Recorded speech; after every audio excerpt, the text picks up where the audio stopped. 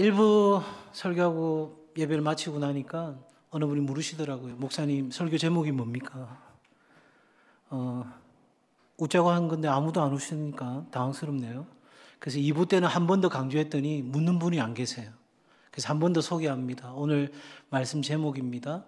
인생 역전, 하나님이 형통하게 하는 삶. 자, 옆에 분들과 한번 인사하겠습니다. 하나님이 형통케 하십니다.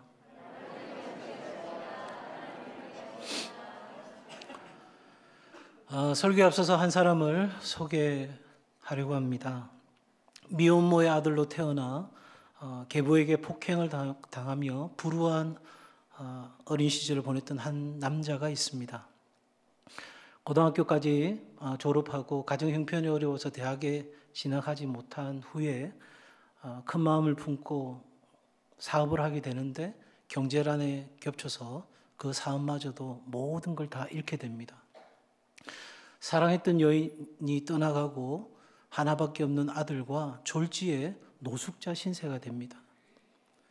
정말 하루하루를 어떻게 살아가야 될지 막막하고 어려운 중에 우연한 계기에 증권 중개업자가 되기로 마음의 결심을 합니다. 그리고 이렇게 다짐합니다. 내가 적어도 하루에 고객 200명에게 연락하겠다. 정말 성실하게 최선을 다했습니다. 이 모습을 지켜보았던 당시에 가장 유명한 투자회사에서 이 남자를 스카우트하게 됩니다. 그리고 이 남자는 후에 노숙자 신세에서 백만장자가 됩니다. 그리고 그의 투자회사를 차렸는데 가드너 리치 앤 컴퍼니라고 하는 회사를 차립니다. 자료조사를 해보니까 이분의 재산이 1억 8천만 달러, 그러니까 우리나라 돈으로 환산하면 약 2천억 원이 되는 겁니다. 2천억 정도는 별로 껌값이라 생각하시는지 아무도 놀라시는 분이 안 계시군요. 예. 노숙자에서 억대의 자산가로 인생 역전을 이룬 바로 크리스 가드너라고 하는 사람의 이야기입니다. 이 사람이 한 이야기를 여러분에게 잠깐 소개하려고 합니다. 화면 한번 보시겠습니까? 뿌린 대로 거두는 것이다. 노력과 성실은 배반하지 않는다. 포기하고 싶은 그 순간 바로 다시 시작하라. 인간의 가장 큰 선물은 자기 자신에게 기회를 주는 것이다. 이분의 스토리가 책으로 만들어지고 영화로도 만들어졌습니다. 제법 오래된 영화이긴 하지만 혹시 안 보신 분들이 계시면 가족들과 함께 한번 보셔도 참 좋겠다, 그런 생각을 갖습니다. 저는 오늘 이 크리스 가든의 이야기를 하면서 여러분에게 세상적인 성공 스토리를 들려주고 싶은 게 아닙니다. 이분이 노숙자에서 백만장자가 되었다 할지라도 하나님과 동행하는 삶이 아니라면 그의 인생의 마지막은 하나님 앞에서 반드시 후회를 남길 것입니다. 여러분, 우리에게 중요한 것은 인생의 기회를 어떻게 선용했는지 하나님 앞에서 평가받는 순간이 있다는 사실입니다. 적어도 우리 그리스도인들이 꿈꾸는 인생의 역전은 이렇게 내가 노력해서 뭔가 좀 더 나은 삶을 이루어가는 차원이 아니라 하나님이 우리를 형통케 하시는 삶인 줄로 믿습니다. 그러니 접근 방법도 다르고 그 내용도 다르고 결과도 다른 것입니다. 왜 이것이 중요합니까? 여러분, 이 하나님이 형통케 하시는 삶이야말로 이 땅에서도 만족하고 영원한 삶 가운데서도 충만한 만족을 누릴 수 있는 삶이기 때문입니다. 여러분, 오늘 크리스 가든의 이야기로 여러분에게 다시 한번 도전하고 싶습니다. 지금 여러분의 삶이 고통과 시련 가운데 비록 힘겹고 어렵다 할지라도 지금 다시 시작하는 은혜가 있기를 바랍니다. 여러분의 인생에 여기가 끝이라고, 나는 이제 끝났다라고 생각하는 여러분의 삶에 다시 한번 기회를 줄 수 있는 그런 삶이 되시기를 바랍니다. 근데 아마 많은 사람들이 물을 것 같습니다. 도대체 그런 삶을 어떻게 살 수 있느냐는 거죠.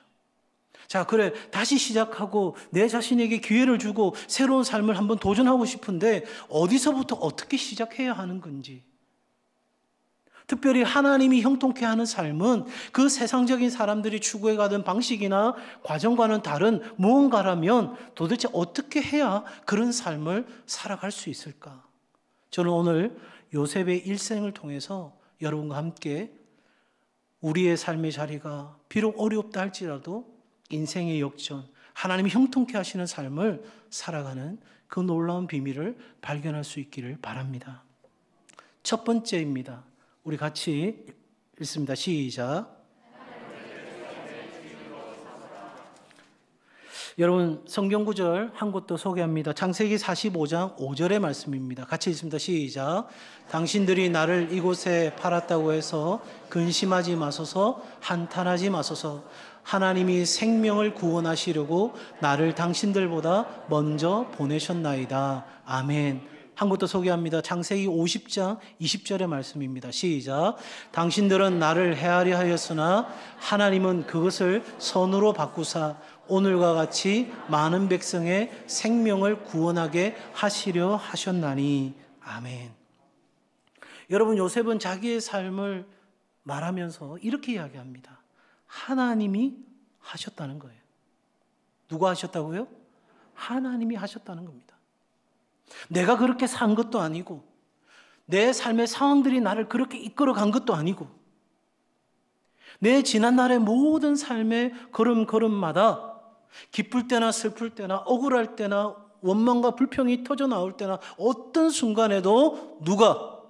하나님이 나를 이끄셨다는 거예요. 이걸 다른 말로 표현하면 요셉은 하나님을 자신의 삶의 주인으로 삼았다는 겁니다. 그래서 하나님이 자신을 보내셨고 하나님이 상황을 바꾸셨고 하나님이 내 앞서 일하셨다고 고백하는 것입니다. 여러분, 내가 주인 되었던 삶을 회개하고 나를 주님이신 예수님께 드릴 때 우리 인생의 변화가 시작되는 것입니다. 다윗도 고백합니다. 시편 16편 2절의 말씀입니다. 같이 함께 읽습니다. 시작. 주밖에는 내 복이 없나이다. 아멘. 사도 바울도 고백합니다. 디모데전서 6장 15절의 말씀입니다. 시작. 하나님은 복되시고 유일하신 주권자이시며 만왕의 왕이시며 만주의 주시라. 아멘. 요셉도 다윗도 바울도 하나님이 내 삶의 주인이시다라고 고백하는 거예요. 여러분, 이게 왜 중요한가? 인생의 행복은 나다움을 발견할 때 찾아오는 거예요. 다른 사람의 삶을 모방한다고 내 삶의 깊은 곳으로부터의 만족이 있는 것이 아닙니다. 내가 누구인지, 그래서 내가 어떤 존재로 이 땅을 살아가야 하는지를 발견한 사람만이 진짜 행복을 누릴 수 있게 되는 거예요. 그런데 나다움을 발견하는 그 시작은 뭐냐면 하나님과의 올바른 관계에 있는 겁니다. 여러분, 이 세상에 던져지는 그 순간 우리는 싫으나 좋으나 모든 것과 관계를 맺고 살아가게 되어 있습니다. 특별히 나를 이 땅 가운데 창조하신 하나님과의 관계가 바로 세워져야 나머지 모든 인생의 좌표가 제자리를 찾아가게 되는 거예요. 그러기에 우리 삶의 인생의 주인이 누구냐 하는 것은 굉장히 중요한 질문입니다. 여러분이 시간과 물질과 열정을 쏟아서 살아가는 삶의 이유 무엇입니까? 혹시 여러분의 인생의 주인이 돈은 아닙니까? 권력이나 명예나 지식이나 심지어 자녀나 가족이 여러분의 인생의 주인은 아니냐 하는 것입니다. 예수 그리스도가 내 삶에 필요할 때마다 찾아오시는 손님이십니까? 아니면 내 삶과 함께 하시는 주인이십니까? 우리의 삶이 변하지 않는 이유, 우리의 인생이 수고로움과 무거움으로 짓눌리는 이유, 그것은 다른 것에 있지 않습니다. 하나님이 내 삶의 주인이 아니라 내가 여전히 내 삶의 주인이기 때문입니다. 예수님께서는 우리에게 분명히 말씀하셨습니다. 수고하고 무거운 짐진 자들아 다 내게로 오라. 내가 너희를 뭐하리라? 쉬게 하리라. 믿으십니까? 진짜 믿으십니까? 여러분, 우리가 전능자의 그늘 아래 나아가면 하나님이 우리를 온전한 쉼으로, 온전한 회복으로, 은혜로 덮어주시는 줄로 믿으십니까? 여러분, 내 삶의 주인이 하나님이시라면 이제는 내 삶을 하나님이 책임져 주시는 것입니다. 비록 우리의 인생 가운데 실수와 죄로 얼룩진 그런 삶이었다 할지라도 하나님은 우리를 깨끗하게 하시기에 충분한 분이십니다. 지나온 삶의 자리가 어떠하든지 오늘 이 순간 다시 한번 하나님을 내 삶의 주인으로 온전히 인정하는 삶이 되시기를 바랍니다. 한번 같이 하시겠습니까? 하나님이 내 삶의 주인이십니다. 아멘. 두 번째로 요셉의 삶을 통해서 우리가 생각하는 것은 하나님이 나의 삶이 되는 그런 삶을 추구해 가야 한다 하는 것입니다. 한국의 슈바이처로 불리우던 분이 있습니다. 고 문창모 박사님이라는 분입니다. 장로님이신데요. 이분이 쓴 자서전입니다. 아주 오래된 책입니다. 시중에서 구하기 어려울 수도 있는데 그 책 이름이 특이해서 여러분에게 한번 소개하고 싶습니다. 천리마 꼬리에 붙은 쉬파리. 왜 이 장로님이 책 제목을 이렇게 썼을까? 자신이 이렇게 고백합니다. 천리마 꼬리에 붙은 쉬파리가 힘들이지 않고 천리를 날 수 있는 것처럼 나 역시 나를 지켜주시는 하나님께서 이끌어 주셔서 여기까지 올 수 있었습니다. 그러니까 하나님은 천리마고 자신은 쉬파리라는 거죠. 고사속담을 인용해서 우리에게 들려주는 매우 중요한 교훈들이 그 말의 고백 속에 있는 것 같습니다. 여러분, 오늘 우리가 함께 읽었던 본문의 말씀 39장 2절과 3절의 말씀 속에서 요셉은 우리에게 이야기해 줍니다. 하나님이 나와 함께 하셨다는 것입니다. 삶은 누구와 함께 하느냐가 굉장히 중요하죠. 그래서 사랑하는 줄 알고 함께 했는데 그 사랑이 식고 난 뒤에는 굉장히 어렵다 이렇게 생각하게 되죠. 여러분, 적어도 우리의 삶이 오늘 이 여정 가운데 누구와 함께하고 있는지는 어떤 것보다 중요할 것입니다. 저는 그걸 가리켜서 하나님이 나의 삶이 되는 삶이라 이렇게 표현해 보았습니다. 조금 더 구체적으로 하나님이 나의 삶이 된다는 게 뭐냐? 여러분, 우리가 하나님 앞에서 살아가고 하나님과 함께 살아가고 하나님을 위해 살아가는 것, 그것이 곧 하나님이 나의 삶이 되는 것이다 하는 겁니다. 솔로몬은 그의 아버지 다윗에 대해서 이렇게 평가합니다. 성실과 공의와 정직한 마음으로 주와 함께 주의 앞에서 행했다 하는 겁니다. 저는 이 성경의 구절이 너무너무 마음에 감동이 되었습니다. 여러분 한번 생각해 보십시오. 여러분의 삶이 끝나는 그 순간 여러분을 기억하는 많은 사람들이 주위에 둘러서서 이렇게 이야기하는 겁니다. 이분의 삶은 하나님이 자신의 삶이 되었던 분입니다. 얼마나 멋질까요? 여러분들이 그 삶을 마무리할 때 여러분들의 자녀들이, 우리 아버지는, 우리 어머니는 하나님 앞에서 하나님과 함께 하나님을 위해 살아가던 분이십니다. 그렇게 평가해 준다면, 교회 성도들이 그렇게 기억할 수 있다면 여러분 얼마나 멋진 일일까요? 왜 하나님이 나의 삶이 되는 것이 중요합니까? 하나님이 나의 삶이 되면 거기에는 부족함이 없는 거예요. 여호와는 나의 목자시니 뭐가 없다고요? 부족함이 없으리로다. 여러분, 하나님이 내 삶이면, 나의 삶이면 실패하고 싶어도 실패할 수 없어요. 왜냐하면 하나님의 단어에는 실수나 실패라는 단어가 없기 때문이에요. 비록 우리는 연약하기 때문에 실수할 수도 있고 실패할 수도 있습니다. 지금까지 그렇게 수도 없이 반복해서 그런 어리석은 짓을 해왔습니다. 그럼에도 불구하고 하나님이 나의 삶이 되는 그 순간 내 삶의 모든 실수와 실패까지도 얼룩진 인생까지도 합력하여 반드시 선을 이루게 하시는 분이십니다. 여러분, 하나님은 수억만의 벌레들이 움직이고 그렇게 행동하는 것들을 보실 뿐만 아니라 세밀하게 살피십니다. 개미 하나, 그 수많은 벌레 하나 허투루 보시는 분이 아니십니다. 여러분, 제가 참 좋아하는 문장인데요. 하나님은 노아 방주에 달팽이가 들어올 때까지 기다리시는 분이십니다. 그 하나님이 하나님의 자녀인 우리의 삶을 그냥 내버려 두시지 않는 것이죠. 여러분 혹시 이생망이라는 단어를 들어보셨어요? 예, 1부에도 모르시고 2부에도 모르시고 3부에도 역시나 모르시는 것 같습니다. 이생망. 이번 생에는 망했다.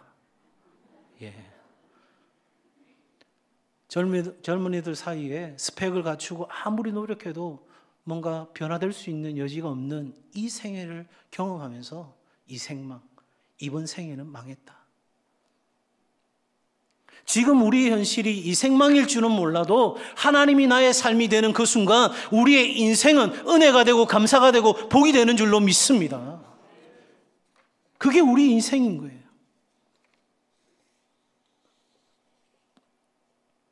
여러분 힘드십니까? 많이 아프십니까?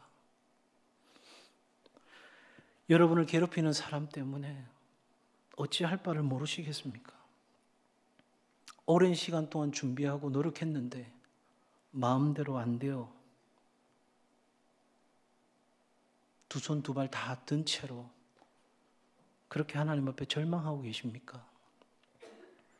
걱정과 염려, 그 모든 것이 내 삶을 떠나지 않습니까? 오늘 예배 드리고 문을 나서지만 또다시 현실의 삶 가운데서 여전히 불안해하고 두려워하는 나를 보고 계십니까?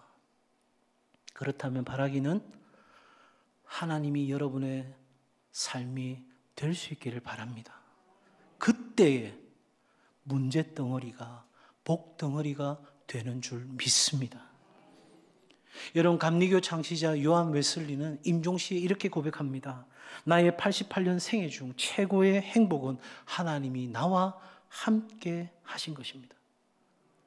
오늘 우리가 살펴보고 있는 요셉의 순간에도 모세와 여호수아가 이스라엘 백성들을 이끌 수 있었던 것도 그의 지도력이나 리더십이 아니라 하나님이 함께 하셨음임을 고백합니다. 다윗도 바울도 우리의 믿음의 모든 선진들도 동일하게 고백합니다.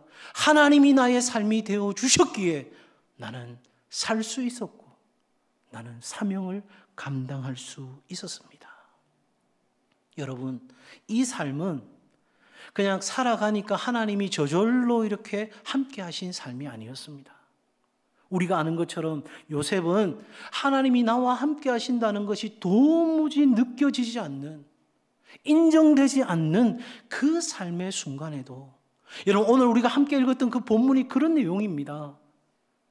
여러분 여호와께서 함께 하셨다라고 이야기하지만 저는 오히려 그 본문의 상황을 보면 요셉이 하나님과 함께 하기 위해서 처절하게 몸부림쳤다, 이렇게 저는 해석하고 싶은 것입니다.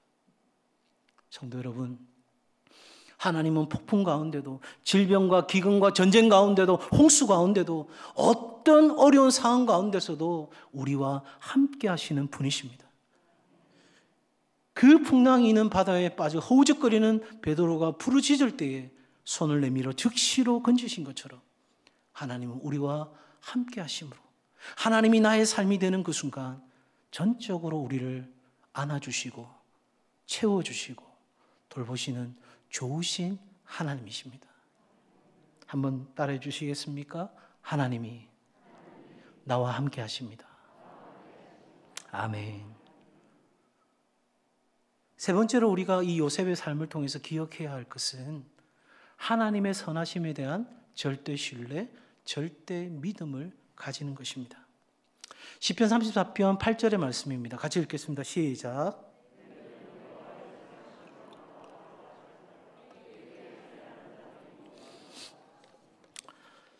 여러분, 계속해서 말씀드리고 있는 것처럼 요셉에게 하나님은 어떤 분일까?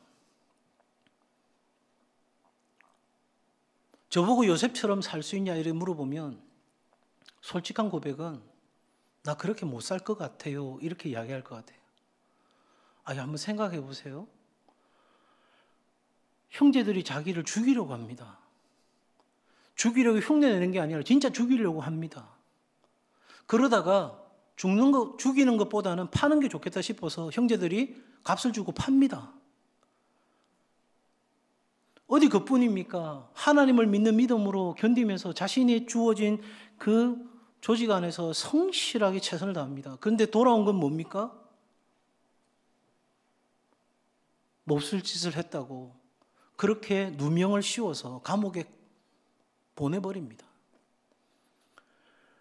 어디 거기서 끝입니까? 감옥에서 다른 사람을 도와줍니다. 그런데 그 사람이 오랜 시간 동안 자신이 도와준 것을 잊어버립니다. 아니, 꿈 한 번 잘못 꿨다가 이게 도대체 무슨 신세입니까? 적어도 요셉은 이렇게 항변할 수 있지 않겠어요? 하나님, 이게 뭡니까? 도대체 하나님은 살아계시는 겁니까?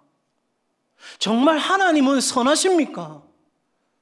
세상이 이렇게 불공정하고 세상이 이렇게 흘러가고 있는데 하나님은 도대체 뭐 하십니까? 라고 요셉은 얼마든지 물어봐도 전혀 이상할 것 없는 그런 삶이었습니다.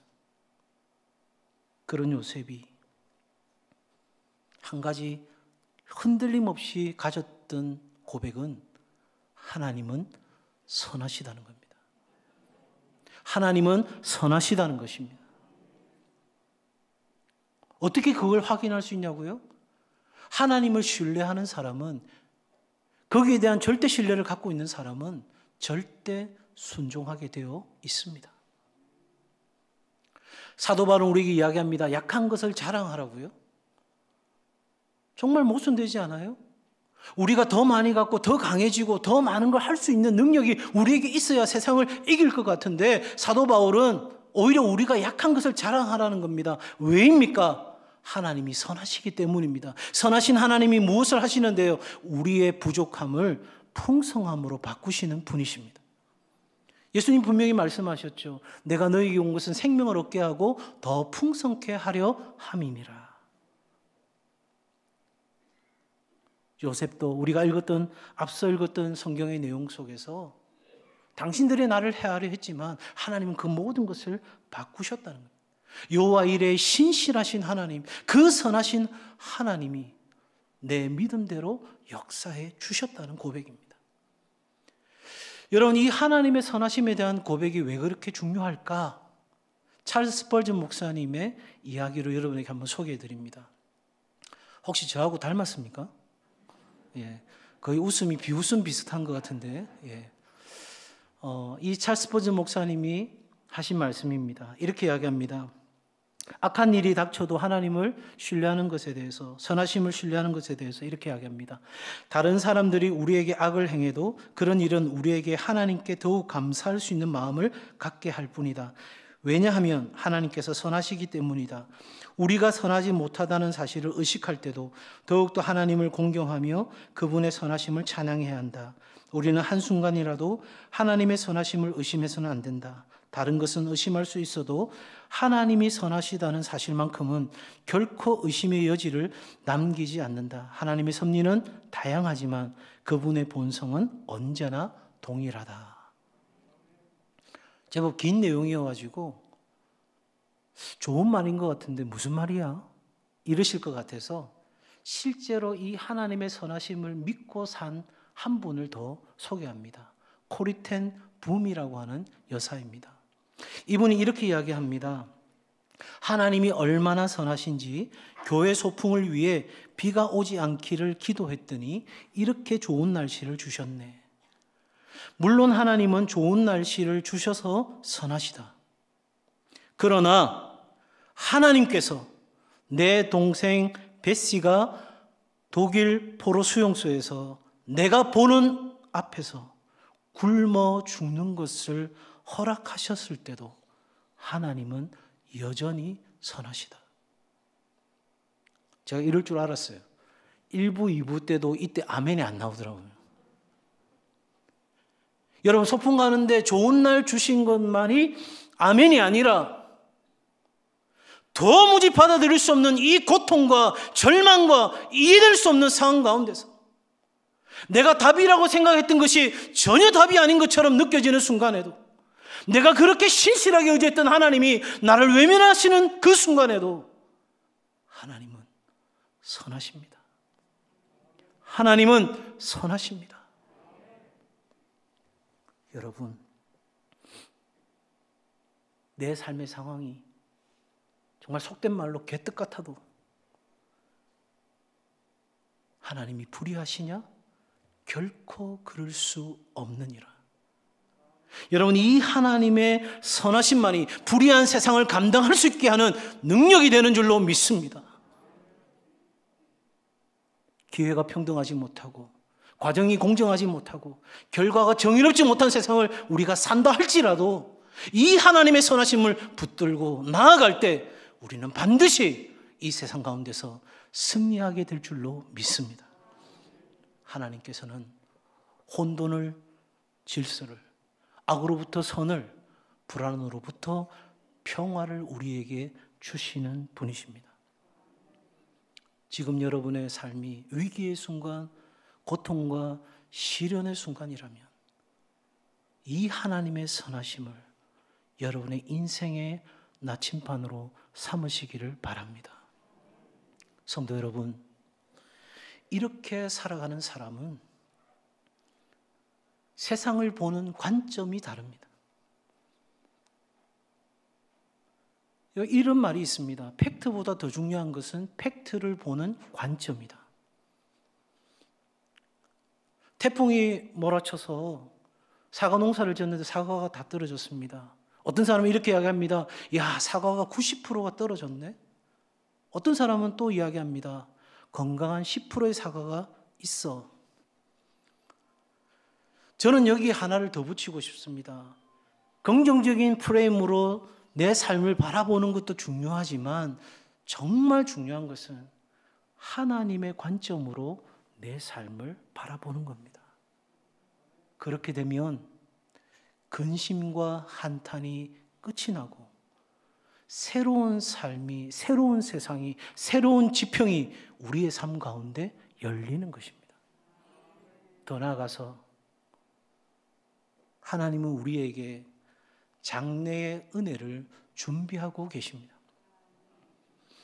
여러분, 요셉의 인생은 구덩이에서 건짐받았을 때, 감옥에서 나오게 되었을 때, 그때가 하나님의 은혜의 계획이 완성된 때가 아닙니다. 우리가 아는 것처럼 하나님은 요셉을 향한 장래의 은혜를 계획하시고 그 순간까지 요셉이 알 때도 모를 때에도 한결같이 하나님은 요셉을 위하여 일하여 주신 것입니다. 이 장래의 은혜가 요셉으로 하여금 오늘을 견디게 했고 내일의 소망을 갖게 한 것입니다. 이 장래의 은혜는 누구에게 주어질까요? 바로 믿음을 가진 사람에게입니다. 한국의 프란치스코라고 불렸던 이연필 선생님이 계십니다. 그분이 이렇게 이야기합니다. 이 천지 모든 만물도 나를 위해 하나님이 주셨고 예수 그리스도의 십자가도 나를 위해 주셨는데 우리가 믿지 않으니 그 모든 것이 나와 아무 상관없는 것이 되었다라고 이야기합니다. 사랑하는 성도 여러분, 저는 이 요셉의 일생을 통해서 제가 남은 평생 저를 만나는 모든 사람들에게 전하고자 하는 신앙 고백을 하게 되었습니다. 제가 새벽에도 가끔 소개했던 내용입니다.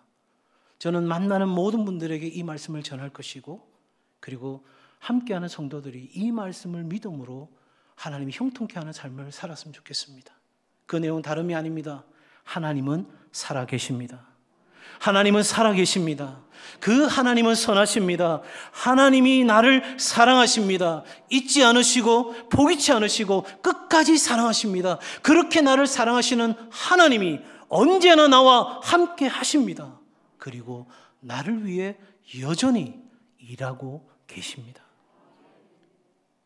여러분의 삶이 비록 어렵다 할지라도 이 믿음 가지고 인생의 역전을 하나님이 형통케 하시는 삶을 살아가는 모든 중앙의 가족들이 되시기를 예수님의 이름으로 축복합니다.